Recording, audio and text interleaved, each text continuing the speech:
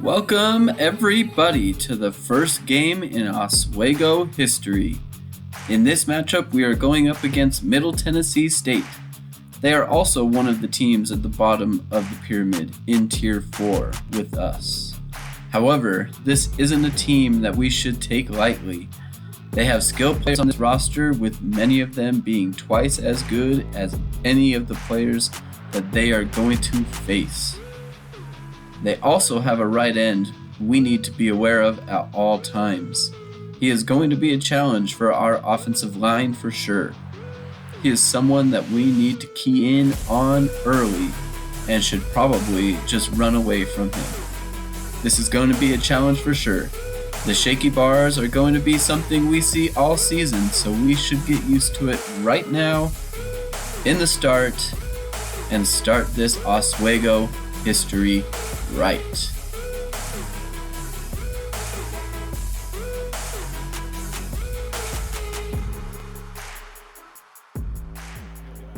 Middle Tennessee State will kick the ball off after Oswego wins the coin toss and elects to receive. The first season of Oswego begins now. And this is Happy Williams' first game. Let's see how well he does. First play of Oswego history. Let's see what it is. And Obi Hopkins gets the privilege of the first play and goes for a gain of 5 yards. So we got 2nd down and 5 coming up. And a run for pace, and he is down, and there's a flag. Face mask on the play. That'll push Oswego up 15 more yards, moving to the 45-yard line. Off to a good start. So we got 1st down and 10 after that penalty call. And Cross gets the ball, and he goes for a loss of 1 yard after that right end. Ferguson making the tackle. It's one of those plans where they said they were going away from him, and they have not gone away from him quite yet. 2nd down and 11, and Obi Hopkins making some moves, going for a gain of 4 yards on the play. So coming up on a big 3rd down and 7, see if they can keep them on the field. And it's and they almost made the play by Abdul Pace. That left end making the play, forcing that punt on that first drive. So Middle Tennessee State will start the ball on their own 11, and Peasant Key's running, and he goes for 20 yards with a big hole. Absolutely everybody on the ground except for that safety who is untouched. So now we've got 1st down and 10 after that play, and Gathings goes for it, and he's going to be caught. That is going to be a 70-yard touchdown for Middle Tennessee State. After a promising drive by Oswego, ended in that 3rd down play. 2 plays in, Middle Tennessee State dominates. Let's see how Oswego comes back after that. 1st down play goes to Obi Hopkins for a gain of 4 yards. Making a 2nd and 6 play. Fake to Obi, and a bad pitch by Pace, sending Steven Cabral down for a loss of 5 yards on that one. Now we've got a big 3rd down and long. Play action pass, then thrown to Sampson, the tight end, after having no time available due to this defense. So now Middle Tennessee State will start in Oswego territory to start, and Peasant, he's going. He breaks the tackle. Babcock gets up and he misses the tackle, and that is going to be a touchdown, Middle Tennessee State. Frank Peasant making them plays, making it look easy. Defensive line and the linebackers all getting pushed down. Broken tackle. Babcock trying to make the tackle, cannot make it happen. This Middle Tennessee State defense is doing a fantastic job of stopping this triple option attack. So that will be first down and 10. And there's a pass to Lemon. And he gets the first down on that 12-yard gain. So now we've got first down and 10. Time winding down. Fake off. And Pace has got some space and tosses it to Obi Hopkins, who gains 10. Just short of that first down. So now we got second down in inches. Play clock winding down, and Obi Hopkins gets the call, and he gains 3 yards on that one. He picked up that first down, so we've got first down and 10. We've got Abdul Pace switching the play.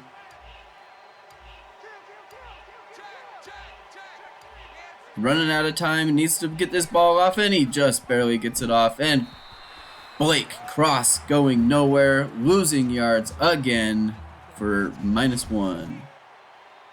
Now we got a third down and 9, approaching midfield. And Pace is got no time, and he is sacked. That will probably end the quarter, but look at this. Absolutely nobody touched him all the way through. There was no chance. So that will end the first quarter. Offense is looking all right. Not being able to move the ball too crazy, but this defense is absolutely letting everything go. So Oswego will punt the ball with their not as great punter, and he will kick off the second quarter.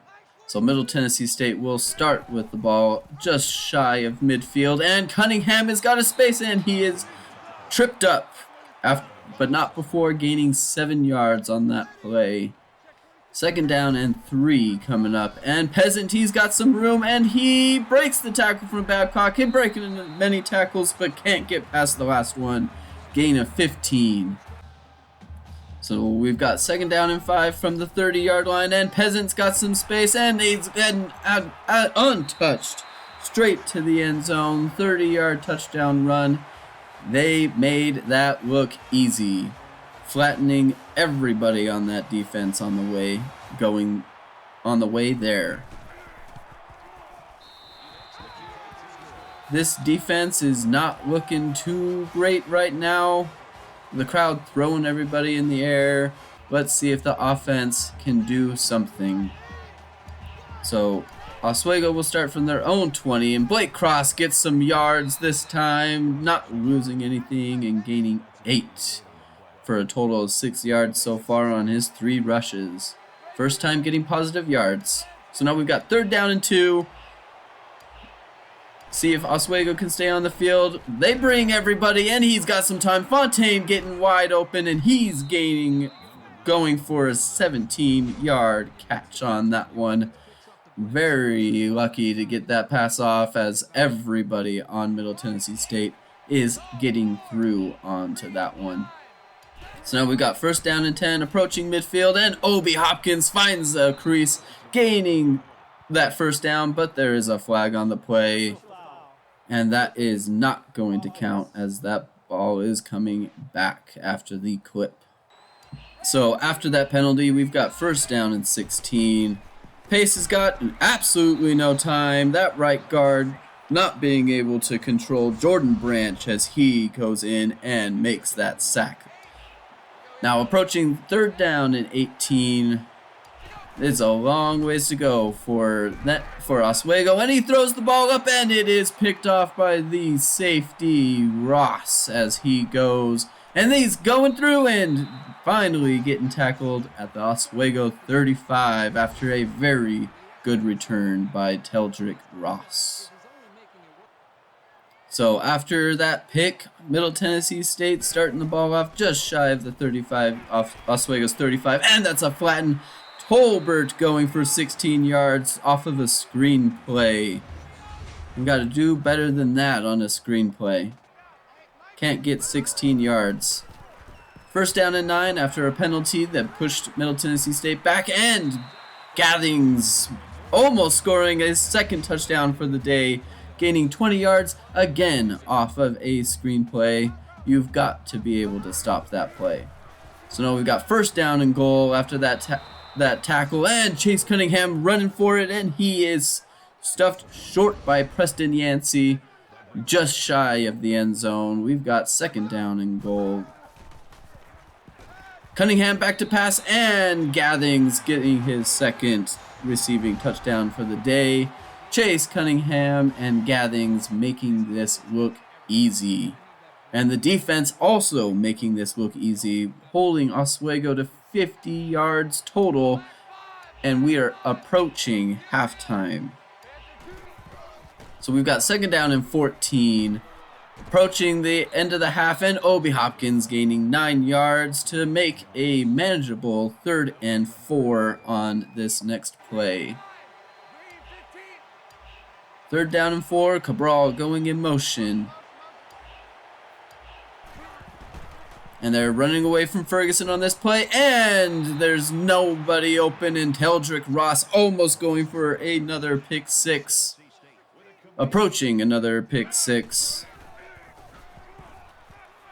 And Middle Tennessee State will start the ball in very good field position, and Yusuf Ali will gain 17 yards on that pass play. First down and 10, Gathings going for a in and gaining 10 yards. Timeout, Middle Tennessee State. 47 seconds left in the half. So we got second down in inches, and Peasant, he is going to break a tackle, and he's going to find a block and ride it all the way into the end zone. 20-yard touchdown run by Peasant, again making it look easy. So we got 41 seconds left before halftime, and Middle Tennessee State has got 35 posted. I think that Oswego might just go into the half, and it appears so. Blake Cross going for 0 yards on that one, and that appears to be sending us to the end of the first half. This is not a great showing for this team. The offense has had the ball for 14 minutes out of 18 and have only totaled 55 total yards of offense. The defense has also not done well, allowing a team to score 5 touchdowns in 3.5 minutes of offense. Things just don't appear to be going any better for the defense, but let's see if the offense can step up and go for more yards. Momentum is a real thing and can be a thing, but they just need to try and get the ball rolling and pick up some steam to try and make this a game. So Oswego will be kicking off to start this second half. Let's see if they have made any adjustments. First time Lumpkin is kicking off for Oswego history, and man, he's got some space, and he is tackled after gaining up to the 35-yard line, but that is coming back after this penalty. So after the penalty, Middle Tennessee State will start from their own 20, and Chase Cunningham going for the read option and gaining nothing. Preston Yancey not falling for anything in his spot, loss of 1.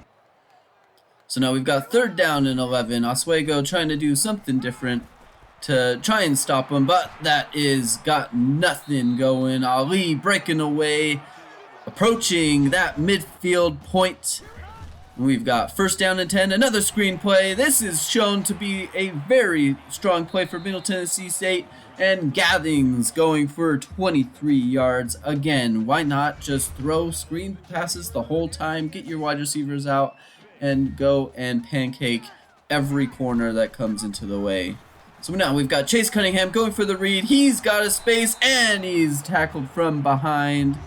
Get out, but not before gaining 15 yards on the play. Expecting to see somebody to touch him, but not a single person did. So now we've got first down and 10 after that run. They're in the red zone. Chase Cunningham back to pass, and he finds Sherman wide open in the end zone. 20-yard touchdown pass. 9 passes from Chase Cunningham, and 200 yards. That is an impressive stat line. Oswego's defense needs to step it up.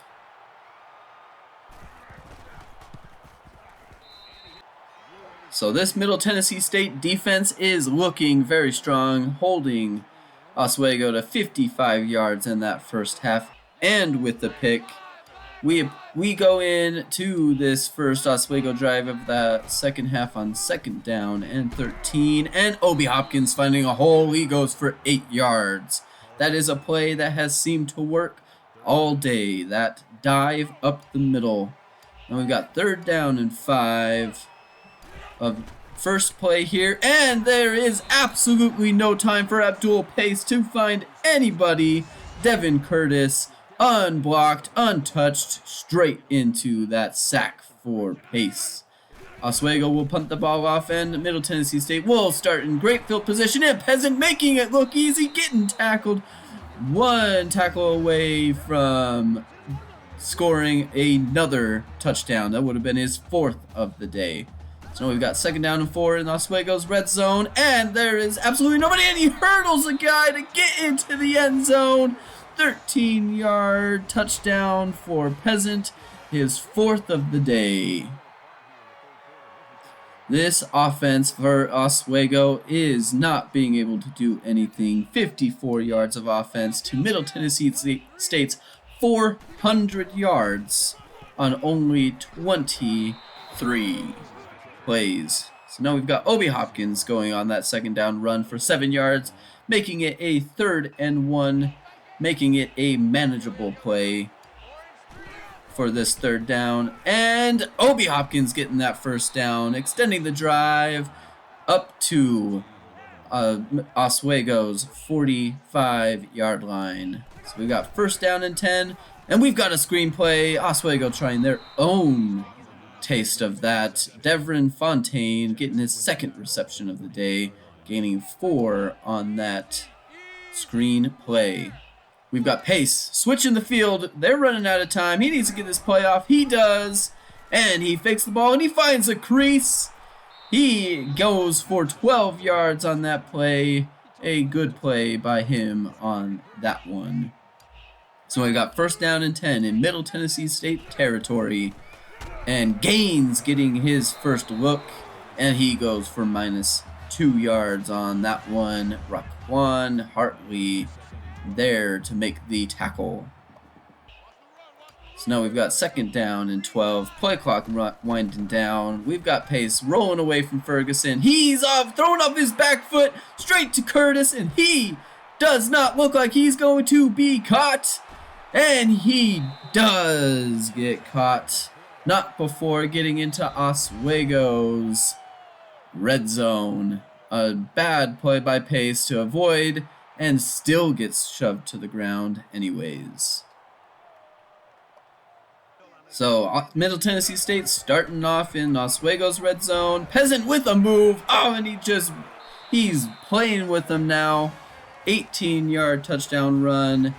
He is just going side to side on that one. Just playing with Oswego's defense. It is too easy for Middle Tennessee State. So coming up on the end of the 3rd quarter, we've got a 1st and 20 after a holding call on Oswego. That will go for -1 yard for Obi Hopkins. He seems to be the only bright spot on this team with 59 yards of rushing, and that will take us to the end of the 3rd quarter. 56-0. This is looking like a absolute blowout. It is going to be a tough one for Oswego to bounce back. Let's see how their morale is in this 4th quarter. We've got 3rd down and 22, and Pace just throws it to Fontaine as he steps out for 4 yards. That will send the ball back to Middle Tennessee State, and they will start in Oswego territory again on Oswego's 45-yard line. Peasant getting a swing pass, and he goes for 7 yards on that one, making it 2nd down. So now we've got 3rd down and 3 for Middle Tennessee State, and Peasant finds a hole. Babcock gets blocked, and there's all the blocks coming up. Peasant walking into the end zone for another touchdown, his 6th of the day. Happy Williams, he's still trying to get his team fired up, trying to keep the spirits up. It may be 63-0, but there is still the moral victory still up for grabs here. And Obi Hopkins, after the talking, he finds a hole. He gains 12 yards. That will make it 1st down and 10. Play clock winding down. Pace fakes it to him. He finds a hole. He escapes the tackle. He goes and gets smacked. Not before gaining that 1st down. He is now into positive rushing yards after all the sacks that he has had. Blake Cross getting a chance. He gains some yards on this one, gaining another 8 yards off of the handoff. So now we've got 3rd down and 3 as Oswego is driving. The moral victory is still in play here, and Cabral getting the pass, and he fights for the 1st down. That is fight. Oswego, they may be getting killed, but they are fighting. So now we've got 3rd down and 8 from Middle Tennessee State's red zone. And Mayo, he makes the catch as he making a good play to make that catch, getting his 1st reception on the day, making it 4th down. Oh, and he misses the field goal. After all that work Oswego did, they came up with nothing. So now Middle Tennessee State gets the ball, and Peasant runs for another 15 yards. We are almost over with the game. 1 minute to go. And Peasant gets a draw, and he just runs past him, making it look easy. Absolutely nobody is going to catch him. That is his 7th of the day, making it 70-0. So the extra point will make it 70-0. This game's over. That missed field goal may just put Oswego all the way out. Not worth the try, and that will take us to the end of the game. Middle Tennessee State dominated from front to back. Man, that was a tough one. I did not expect to be blown out by that much, and for the Middle Tennessee State offense and defense to dominate us as much as they did. In less than 30 plays and only having the ball for 7.5 minutes, they were able to score 70 points on us. I was hoping that the first play was just a fluke type play where pretty much our whole team was on the ground, but that was just the whole game. Babcock is the only guy back after all of our corners get pancaked, which means that if he doesn't make the tackle, it's just going to be an easy touchdown for Peasant, which shows why he went for 7 touchdowns on the day and broke his school's record. This is something that I hope to change moving forward, obviously. I'm going to have to come up with some different packages or players throughout this season to try and stop this type of play. But I think that this type of defense is going to continue for much of the season and just needs to be addressed in recruiting in a big way. However, I do think our offense did all right for the most part. We obviously still didn't play well, but there were some drives to be proud of. I know that the last drive didn't end the way we wanted and definitely not the way I was thinking. The accuracy of the kicker is so low, and I just was not ready for how much I needed to move the needle over. That's just something I'm probably going to have to get used to with this team throughout this season. But that drive did show some promise, starting at our own 25-yard line and then ending up on their 12-yard line. Just need to finish. Pretty sure that drive alone doubled how many yards we had in the entire game. The offensive line definitely needs some work because Pace has absolutely no time to throw the ball, so we aren't able to get our wide receivers involved. I'm going to have to figure out how to get them more involved in the game because they're just our best players. So I need them involved. Overall, I think that this team is going to have to be one of those where we hold the ball for pretty much the entire game. We just need to capitalize on those long drives. I have hope, but this could be a really long season. This last game was a really big wake-up call for me in terms of recruiting. I have to really adjust to how poorly everyone on our defense did. So I am now very focused on recruiting defense, especially the defensive line. I can't have multiple seasons of just getting pancaked all year. So speaking about recruiting, let's go over some of the house rules that we're going to be running in this Oswego Dynasty. I'm going to be running a recruiting system that I don't think I have seen anybody else do, and that is going to be using a budget system, which is similar to those that are used in the NCAA basketball games. So how the budget system is going to work is each team I control is going to have a base budget based on their star rating. And budgets are going to increase exponentially the more stars that you have. So a 1-star school like ours is going to start with a base of 4 budget points. So each athlete is going to be worth a certain amount of total points based on how close they are to my school's home state. So an athlete that's from my home state is going to be worth 1 point. Then as I go further out, the athlete is going to be worth more points. So if I go to other states that are within my same regional division, they'll be worth 2 points, and that continues to go up further as we move away from our home state and our region to the point where an athlete may cost a maximum of 6 points. So for a small school like ours, it makes you want to stick close to home. Also, an athlete's preseason interest in your school also makes them worth less points. So if we have somebody that's the top interest, they're also worth 1 point. If they have us higher up on their interest, they're going to be worth different points. So if we invest a full 500 points on an athlete, that makes them worth the full amount of points. So all the home state kids that we recruit, if we put 500 recruiting points into them, they cost us 1 point in our budget.